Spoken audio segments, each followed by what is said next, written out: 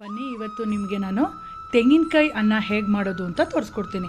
ಸಾಮಾನ್ಯವಾಗಿ ದೇವಸ್ಥಾನಗಳಲ್ಲಿ ದೇವ್ರಿಗೆ ನೈವೇದ್ಯ ಮಾಡಿಬಿಟ್ಟು ಪ್ರಸಾದವಾಗಿ ವಿನಿಯೋಗ ಮಾಡ್ತಾರೆ ಈ ಕೋಕೋನಟ್ ರೈಸ್ನ.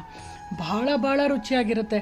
ಅದು ಕೇಳಬೇಕಾ, ದೇವ್ರಿಗೆ ನೈವೇದ್ಯ ಮಾಡಿ ಪ್ರಸಾದವಾಗಿ ತಿಂದ್ರಂತೂ ಎಕ್ಸಲೆಂಟಾಗಿರುತ್ತೆ.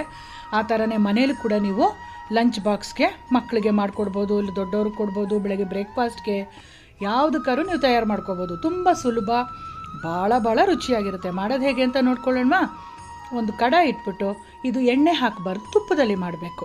ಒಂದು 2 ರಿಂದ 3 ಟೀ ಸ್ಪೂನ್ ತುಪ್ಪ ಹಾಕಿ ಕೈ ತುಂಬ ಗೋಡಂಬಿ ಹಾಕಬೇಕು. ಗೋಡಂಬಿ ಹಾಕಿದ್ರೆ ಭಾಳ ರುಚಿಯಾಗಿರುತ್ತೆ.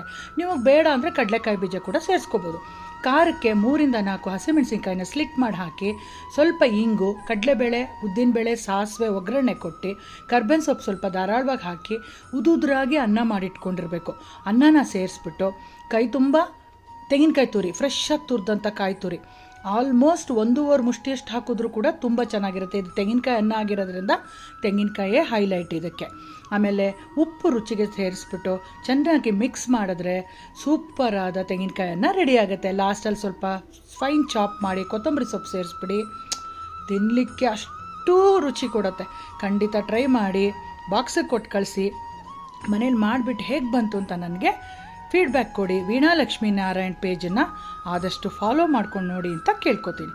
ಫೇಸ್ಬುಕ್ಕಲ್ಲಾದರೂ ಸರಿ, ಇನ್ಸ್ಟಾಗ್ರಾಮಲ್ಲಾದರೂ ಸರಿ ನೀವು ಫಾಲೋ ಮಾಡಿಕೊಂಡು ನೋಡಿ ದಯವಿಟ್ಟು. Okay, take care.